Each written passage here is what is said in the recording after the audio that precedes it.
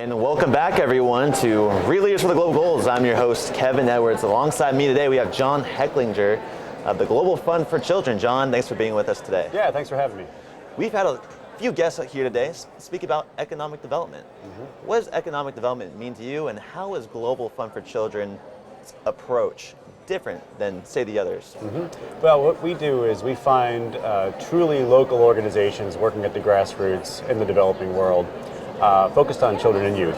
And we provide them with flexible funding over several years, combined with non-financial support, helping them become more effective as organizations.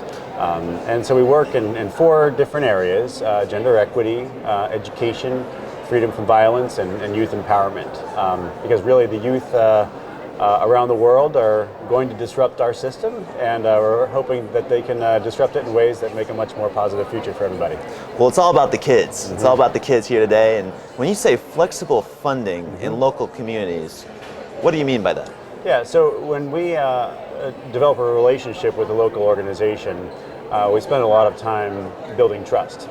And because it's sometimes difficult for those local organizations to believe that when we come in with funding, it truly is for what they think is most important.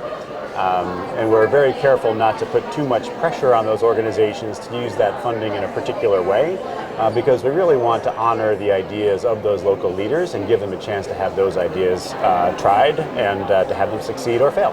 So maybe give our audience an example. Maybe we were mentioning Puerto Rico, a country south of America, where you've gone in and really grew their economy. Yeah, it's rare that we're working with an organization that is ultimately going to start a massive business and increase the GDP of a country. But there are many organizations that are doing things like helping girls become more successful in school, and which is known to be a huge driver of economic growth. So one of our big success stories is in Kenya, an organization called Kenya's Dream, run by an amazing woman with millions and millions of views of her TED Talk, who came to the U.S., got her PhD in education, went back to the Masai Mara in Kenya, and began advocating for girls to be allowed to be in school, started a school for girls, and we were her first international funder, and now she's gone on to do amazing things, become a CNN hero, gotten a tremendous amount of funding, and is really a tremendous leader. And that's one prerequisite to having economic growth, is to have girls be included in education. And how do some of these, business plans or suggestions differ from culture to culture? And what's your approach when you meet with these local leaders? Yeah, so when we start a relationship with an organization, we spend a lot of time understanding where that organization is. We have various capacity assessment techniques that we use in cooperation with those organizations. We really try to arrive at two or three dimensions of organizational development that we agree to work on together with that organization. So it could be anything from financial management, it could be monitoring and evaluation, it could be growing their network so they can learn more effectively from other approaches and advocate in connection and collaboration with other organizations for policy change. So it really varies organization to organization and place to place. That said, we see a lot of patterns that repeat themselves. So a lot of times when we provide the flexible funding, an organization says, well, what I really need is to hire somebody to be a fundraiser so the executive director and founder can actually go out and keep doing that work. A lot of people may think that this doesn't affect them, that in another country, it's just not effective, I guess, to say at the least. From your experiences, why are you so, passionate about this, and what really led you to become the CEO of an organization that gives back to other communities? Yeah, well, the world is actually really small in the big scheme of things, and things that affect communities that might seem detached have ripple effects all over the world. So, for every kid that is separated from school and doesn't have a chance, a kid's future could look pretty bleak. And in those cases, those kids may end up doing things that create conflict that the rest of the world really has to deal with. So we really share the earth with everybody. And I think increasingly we're hearing from youth that they're not super happy with the system that we've established for them, and they're going to disrupt it one way or another. And what we're hoping to do is to make sure that they're disrupting it for everyone's benefit. And John, how long have you been with Global Fund for Children, and where were you before then? I've been with GFC about 2 years, and before that I spent about 12 years with an organization called Global Giving.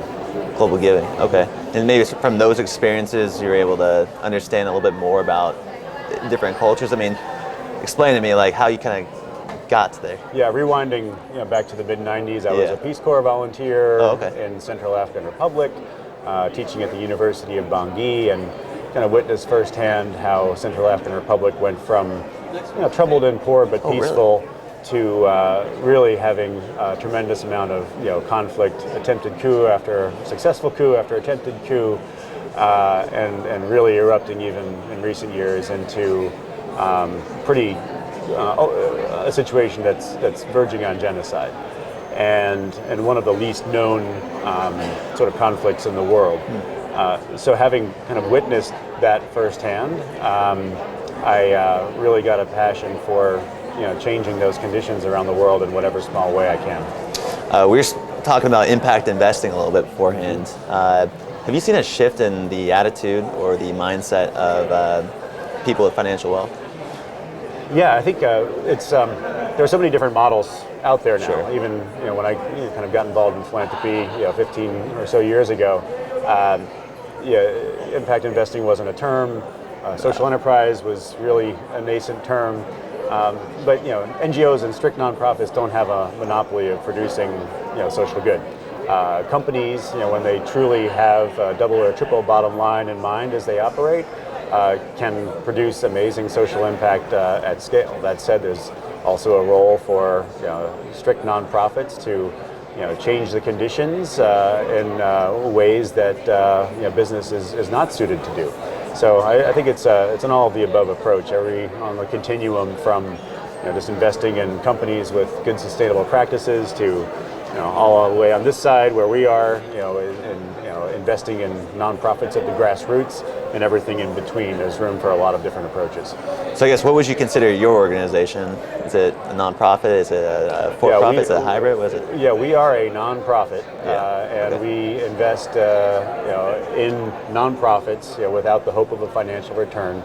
So strict philanthropy. You might call it a venture philanthropy approach because we are finding those organizations, and in many cases we're the first funder, hoping that some percentage of them produce outsized social returns, but it's always a social return that we're looking for, not a financial return. And with so many hats that you're wearing, like, how do you balance everything? A lot From of funding to economic development to managing your employees. I was going to say, my wife and I have a Google Calendar that keeps us sane through travel and kid obligations and everything else. But as CEO of a scrappy grassroots organization, I might be in a slum neighborhood in Mumbai in the morning, and then meeting with a hedge fund in the afternoon, and that's part of the challenge, but also part of the fun of this is that you can make those connections between people who otherwise would not be connected. Global Fund for Children, obviously you're working with a bunch of kids. You just mentioned you and your wife are managing your kids as well. Mm-hmm. What can we learn from children?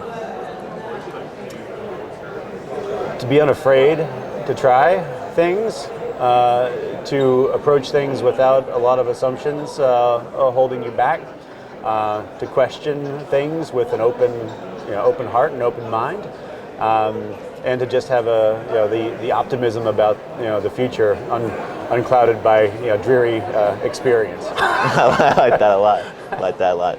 Well, John, I appreciate your time. Sure. Because we are Real Leaders Magazine, the last question I like to ask everybody is, what is your definition of a real leader?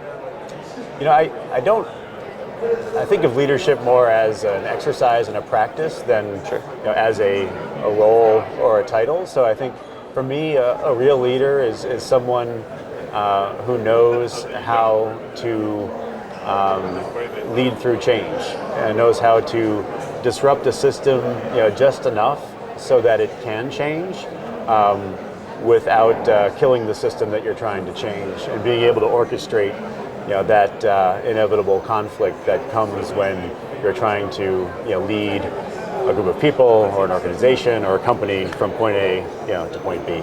Love that. Well, John the maestro of the orchestration, appreciate your time here on the Leaders for the Global Goals. Good thing. And for everyone listening to this, always keep it real.